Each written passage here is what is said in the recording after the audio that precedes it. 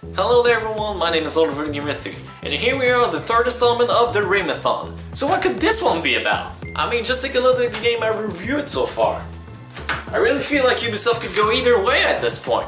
And sure enough, they did. Again, with the second game in mind and how much of a hit it was, there was no denying they were gonna make another game for sure for the next generation of console. And so, Rayman 3 was born. And I'm gonna be honest here, I don't have that much experience in this game. The last time I fully beaten this game was around 8 years ago. I never had the feeling to revisit this game until now. It's kind of one of those games that you play and then you put down. And you know why I didn't touch this game for years? It's because I kind of bought it like 3 weeks ago, so I'm kind of one to blame for that.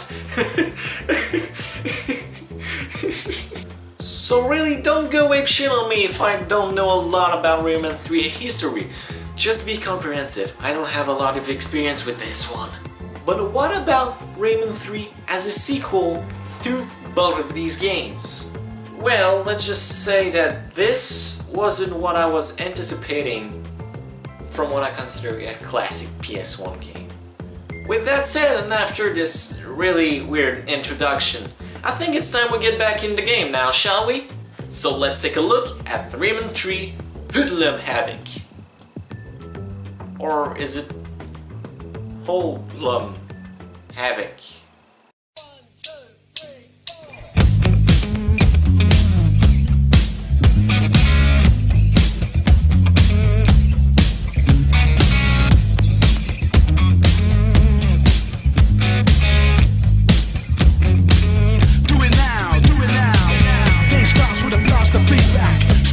From the night that we had in the mirror where I brushed my teeth back. There's 3 more heads and they're watching me back. So as you might have guessed, Rayman 3 tried to improve the complexity of the story by giving us more character, more plot twists and more elements to bring to the game. So let's take a quick look at the story now, shall we? So like always, we begin with Rayman peacefully sleeping in the world of dreams. Wait, that's actually the first time we physically see this. Anyway, within this pleasant night, a black lump who goes by the name of Andre begins to change every red lump into black ones. Whatever. With the black lumps, Andre hoped to fuck up the core of the planet and conquer the planet this way. However, Rayman wakes up and proceeds to stop Andre. That is, until Glowbox showed up at the last second and because of his pussiness, swallowed Andre and is now trapped inside of Glowbox's belly. Pussy. Who's there?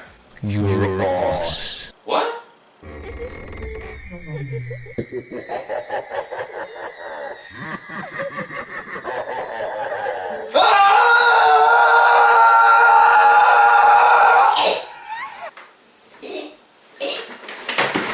That's how you do bad horror, kids. Anyway, with Andre out of options, the Tensi sent on Glowbox to see the doctor to get rid of Andre. So with Rayman, they go to see the doctor with the forces of Andre's minion trying to stop them. Honestly, I never got that part. Why would the Black Lumps also want to stop Rayman from reaching the doctors? I mean, if these guys also want Andre back, isn't it a good idea to keep these guys alive until Andre gets out?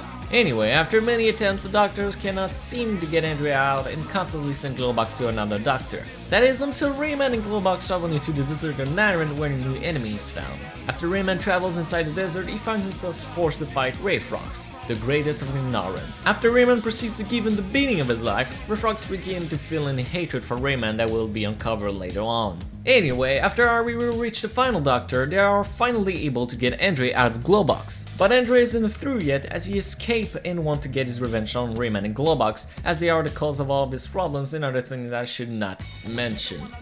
Kinda gross.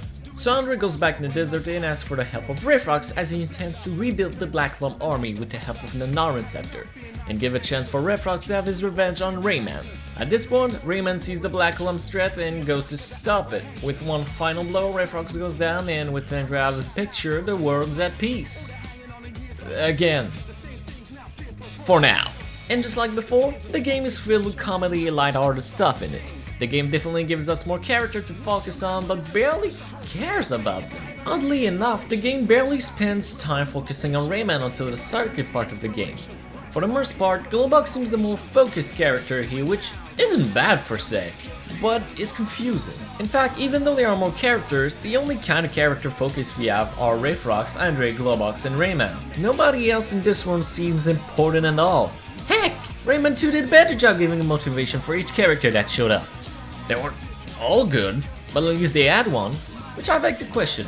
Where's the cast of Rayman 2? I mean, Henry's probably the most welcome addition, but the exception of that, you got Murphy, which, well, fuck you. All the Tensies, none of them having a role of personality like in the last game. The Naren, which are generic as hell, and plenty of other characters like this. Where's Lee, Clark, the Tensies King, Polocus? These were all at least more memorable than these guys. They're not bad per se, but not as interesting as they could be, or unique for that matter. Overall, I'm still really pleased with the humor and generic complexity of the story. But it seems like they were going for something bigger, and in this case, I think it should have been better if more time was used for the character personality instead of explaining. Like I said, not bad, but too serious for its own good. Okay, to its credit, Rayman 3 is a much better looking game than Rayman 2.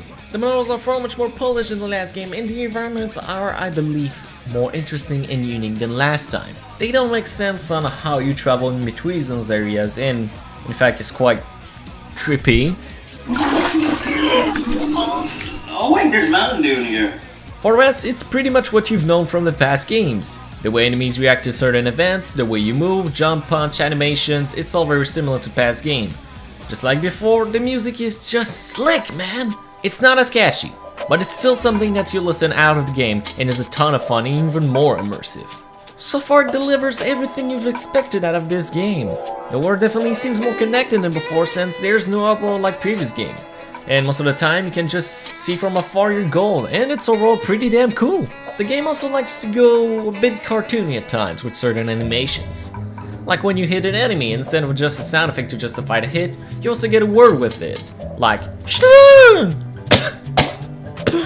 And I think design choices like this add to the charm of the world. Unfortunately, I still have the problem of voice acting.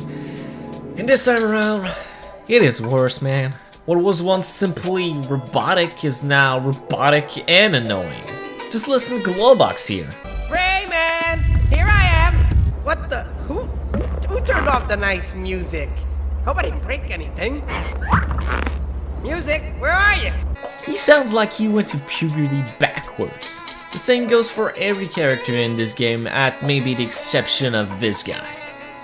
I like him, but aside from this, everything is the way I expected it to be, and for that I give it a thumbs up. I see so many games forget to pass a previous adventure in the series and thus makes something not only unpredictable but unenjoyable. Not to say a decision like this never works, but it's easier for me to follow, and Rayman 3 satisfies me with its presentation. Gameplay wise, Rayman 3 is more action oriented than its predecessor, which is both good and bad. Bad because just like before, the platforming adventure becomes almost a beat 'em up style game that forces you to defeat every enemy before advancing to the next part of the levels. This wasn't that big of a deal in Rayman 2, due to the low amount of enemies and casually forces you into these situations. Rayman 3 does not know the meaning of stay in place. 99% of the time, you enter a new room and you'll most likely fight a group of enemies that you need to defeat to enter the next area. There are still platforming challenges, but once again, it falls short because it tried to focus on the combat part. On the other hand, because the game is more action-packed, it means that they refine the combat mechanics to be much more enjoyable and easier to use. First up, the enemies themselves has been improved dramatically. They attack in packs, almost never alone, and the AI is more self-aware. They don't just stand around. They move, they block, they surround, and they're more effective.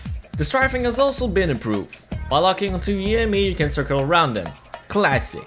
But this time, the way you move affects the way your punches go. So, if you strike left, your punches will strike from the left. The same goes for the right. The only nitpick I have with this is that you always have to strife. Like I said, enemies can now deflect attacks, but only from the front. And they do it quite often. So instead, you always attack them from the sides. It's no big deal, but it's repetitive and becomes a stealth combat system. Okay, I may be over-exaggerating the situation since the combat got more complex and I welcome those additions. Not to mention, enemies now comes in all sorts of flavor. They all have different abilities and all require different approaches. Sometimes. Certain enemies you cannot possibly defeat without a certain power-ups.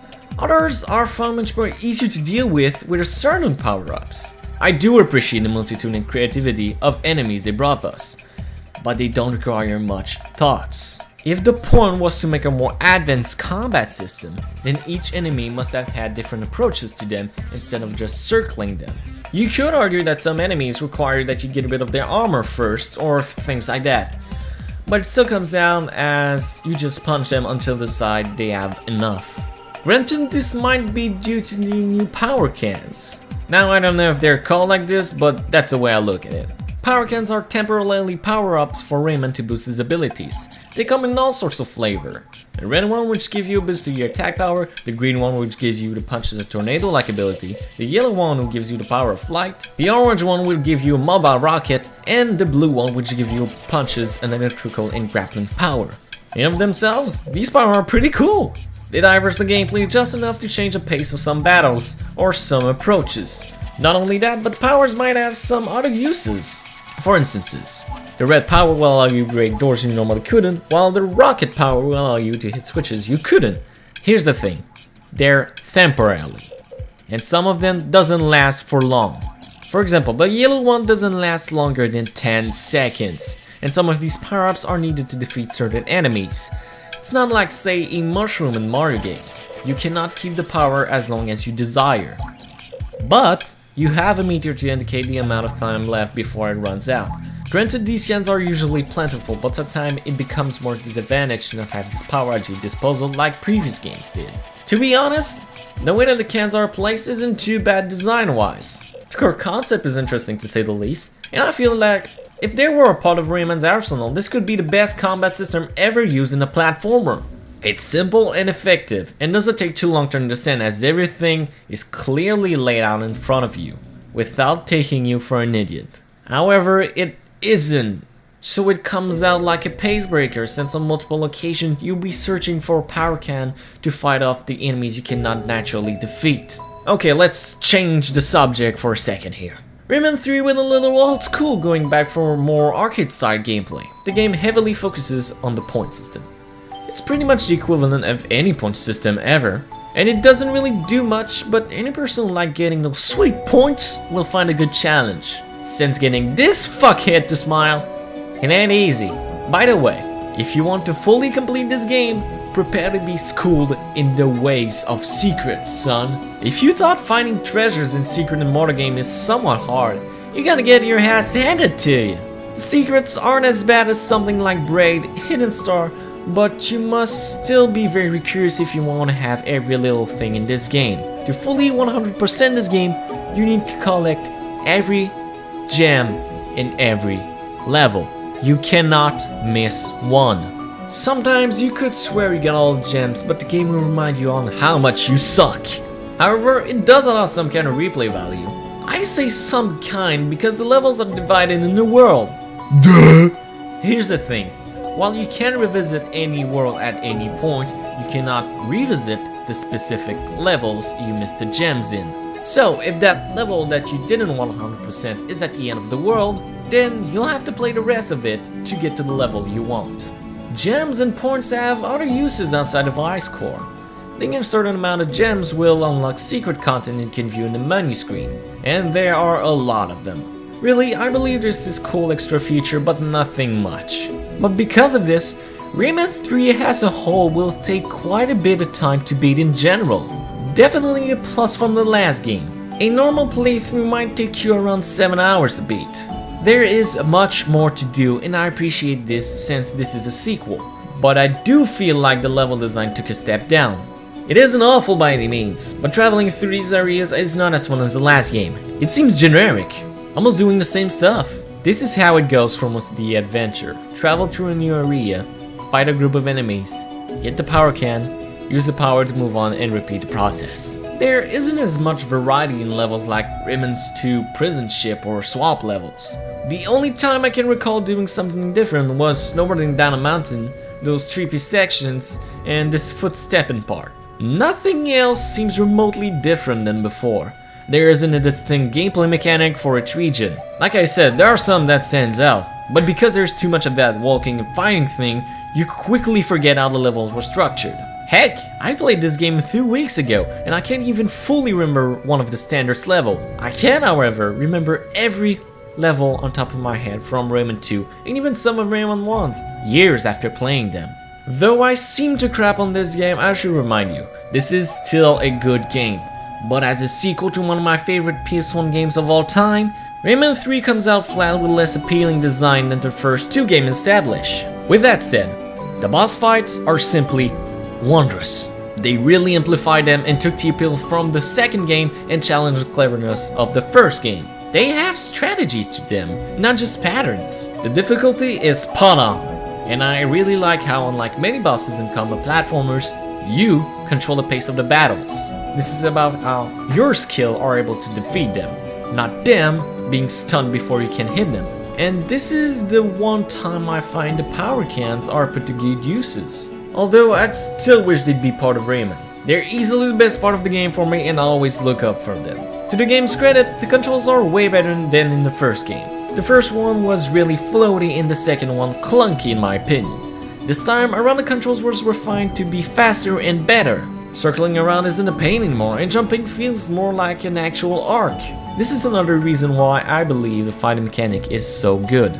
Oh, and there's also that trippy acid digital surf. I'm sorry guys if I make constant comparison with Rayman 2, but this game did so much more to me. This is the main Rayman game we got after this, which is regarded as one of the best PS1 games of all time. I'm not disappointed with this game, just bored. Rayman 3 bored me after the fourth world, since it repeats the same level progression, at few exceptions mind you. You might have just found something that I didn't, or just preferred the linear route and took along with really clever play secrets. I do understand why you can love this game, but this is not a Rayman for me. This, and this, is. I am still very pleased this game is in my collection. But as for now, this game comes out good but nothing else. Rayman's fans will like or love this game depending on your taste. Man, if you never played a Rayman game before, well, this is a pretty good way to start off the series. Although I still believe there are stronger entries in the series that can introduce you to it, it's still a fine start to the franchise, and you should definitely give them a go if you like this one. This game is a good game at best. I won't say this is mind-blowing because this isn't, and there are stronger entries in the franchise.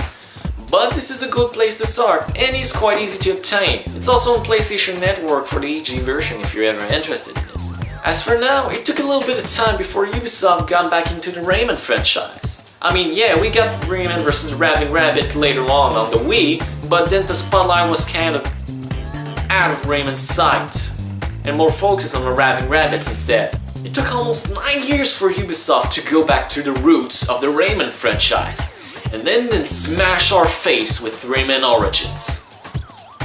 Until then, my name is Oliver Gamer 3, and I'll see you guys next time.